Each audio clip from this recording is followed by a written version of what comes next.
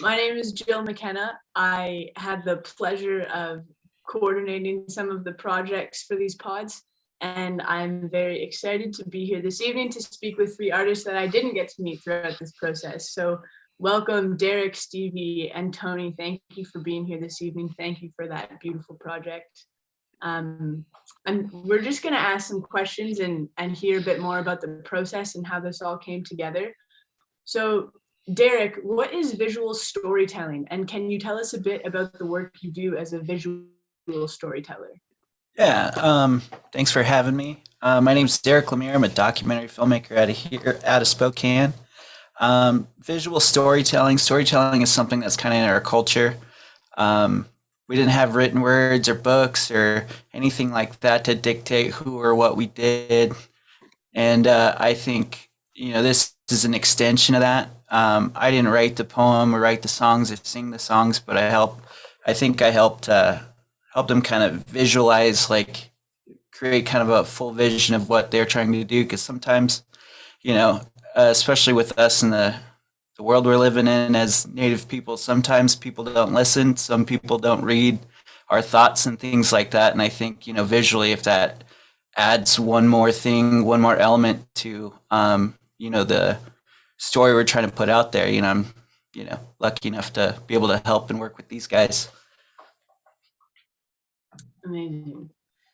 Stevie, could you tell us a bit about your composition process and how does poetry come to be?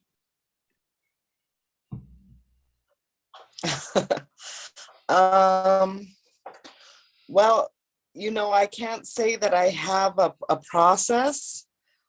It just kind of comes out of me. If anything, I go back and fine tune things. Other than that, I let things kind of flow. With this specific piece, I feel like it was already here. Like we've been fighting for survival for, since contact. It's 1811 when David Thompson met the first Saanich that he met, or that a white person met on the Kootenai, the mouth of the Kootenai. So that's 211 years of just fighting for survival. So I feel like it just came to me. And like the poem said, like this place, these feelings, it's in our DNA, and we're tied to this land. Even in our creation story, women literally grow from the land here, and so we have a deep connection, and it just kind of came out, and I can't really take any of the credit for that. I answer to everybody who came before us. I love that. Thank you. Tony, a similar question. We'd love to hear about your songwriting process. What sparks a song and how do you develop it from there? Each song, I would say, stems from some sort of experience, obviously, whether it's firsthand or third person. This particular song is actually a song my mother wrote. She was a songwriter and musician, but I kind of put my own twist on it, as I do with pretty much every song I perform. I make it my own, so I had to edit it in a way that it sounded more like me, and I changed some things up. But obviously, with her permission, she wanted to pass it on so it could do more work. For certain projects like this. Sometimes there's already wheels in motion or something that's been said, and you're really just saying it twice. If I would have wrote a song, along the same lines, I couldn't have said it any better, but I can perform it in a way that can resonate with the people today, or give it a different life that maybe some ears are more in tune with, And then obviously Derrick does a wonderful job of bringing the imagery that really helped set the tone for my voice and the words, that it brought a new life to it altogether. So I was just happy to be a part of it.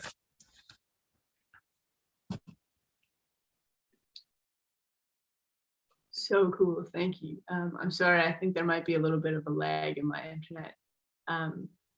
this is sort of for everyone and maybe has been partially answered, but what inspired the work that you created for this as a project? Well, I'll kind of start, and then these guys can really go on the content they gave me. We all kind of live in different places at the moment. We're in different parts of our lives, and trying to collaborate over Zoom and collaborate over conversation and text. Man, it took a while. Plus, I'm trying to finish a movie, so we're kind of trying to find the right moves. And we had a really great conversation about like, who are the next people? What is the message we're really trying to put out? Because this is an opportunity for us to be heard and seen in Nelson. So, it's a great opportunity. So we were really racking our brains. We're like, what are some of the questions or what are some of the things that our people would want? And we're like, well, for one, we're more than extinct. Two, we're more than just, the people that used to live there. So, we have accomplished writers, poets, singers, painters, historians, scientists, all sorts of things that this is who we are. So we all kind of came up with our own elements and how we wanted to approach it. And Stevie came out with this beautiful poem. And, then we went through Tony's library and we're like, man, what could really kick something off? And man, they really just laid it down. And it was an easy part for me, I think, but I felt like they really created something that made my job so much easier.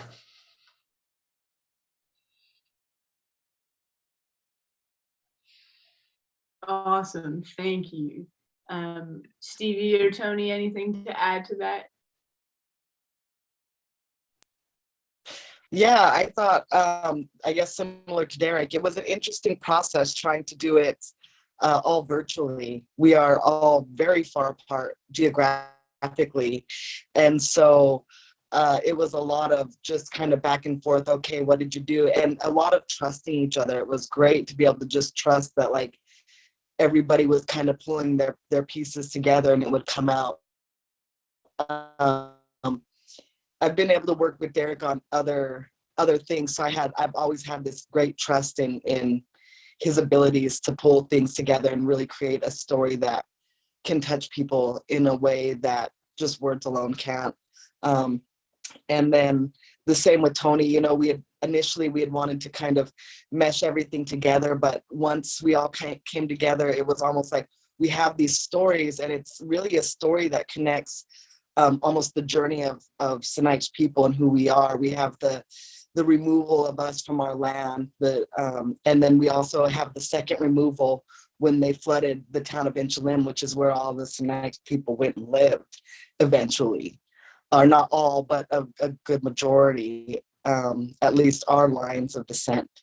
And so it was like those two displacements, and they're two stories that are intertwined, but they are also separate and individual. So I just really felt like the way it came together as more of a weaving than one single project was like beautiful and really helps to highlight the struggles that we've had to go through.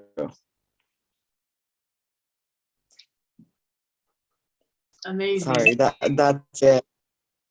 No, that's beautiful. Tony, anything you'd like to add about sort of the inspiration? I guess we spoke a bit about your mother's song, but just choosing that for this project and working together. Yeah, I'll add to that, especially with the collaboration between the three of us. We all work steadily together for the Sinai people, So it's pretty easy to. Can you hear me still? Yeah, it's pretty easy to be able to make that happen in as far as the trusting process with the distance and stuff. That's a different challenge, but I know it was one that we're all willing to step up to the plate for, because we work together in various elements of trying to give our people representation in the most accurate and appropriate ways. I've worked with Derrick a handful of times, just impromptu, it's rarely planned. We kind of get thrown together and we always make something cool happen. And me and Stevie work together in the language preservation fight, the never ending fight. I'm in the program trying to, become a language teacher myself. So it's like we're all heading down that same path.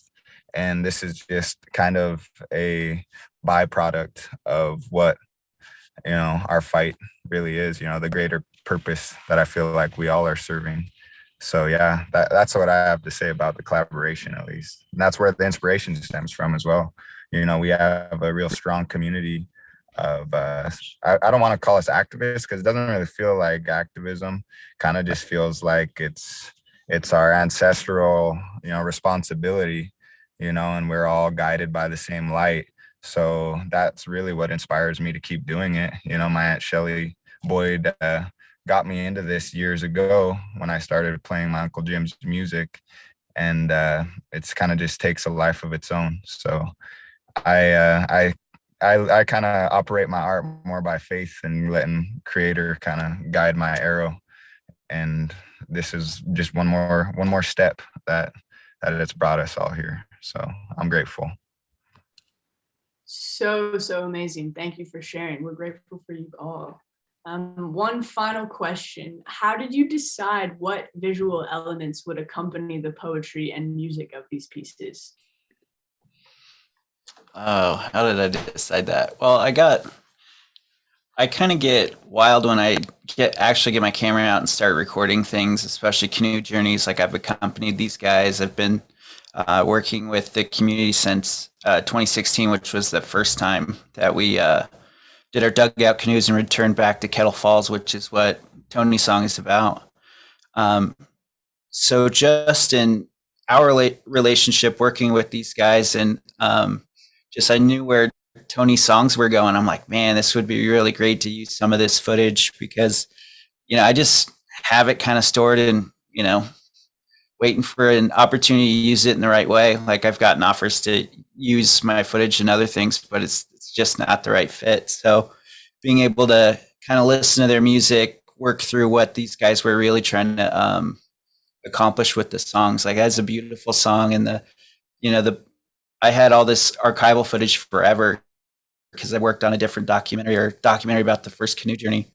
But being able to use that and apply this, it was originally a cut that I made for that movie that ended up getting on the cutting room floor. And then just being able to use that in a different fashion, but work with this perfect song for it. And then Stevie's was a little bit of a different theme. I wanted to, she's talking about returning to the Arrow Lakes, and that footage, as you can kind of see in it, that was us going from Trail, BC, all the way to Kettle Falls, or I think it was Trail, right? Yeah, I believe it was Trail. So we just all hopped on. I took my, $18,000 camera down on this log and just rode down to Keenly Side Dam, and I just felt like it fit right in there. That's us returning, and we do that in the name of her father, like Virgil Seymour. He's really the one that really kicked everyone the ass to keep going out there and keep doing the work. So I think it all kind of fit. It was just pretty inspiring. So yeah, I just kind of made it up. So beautiful. Well, thank you, all of you, for putting this together, for sharing your beautiful art, for being with us tonight. It's been such a pleasure meeting with you and seeing your work. And I'll hand things back over to Terry. Thank you.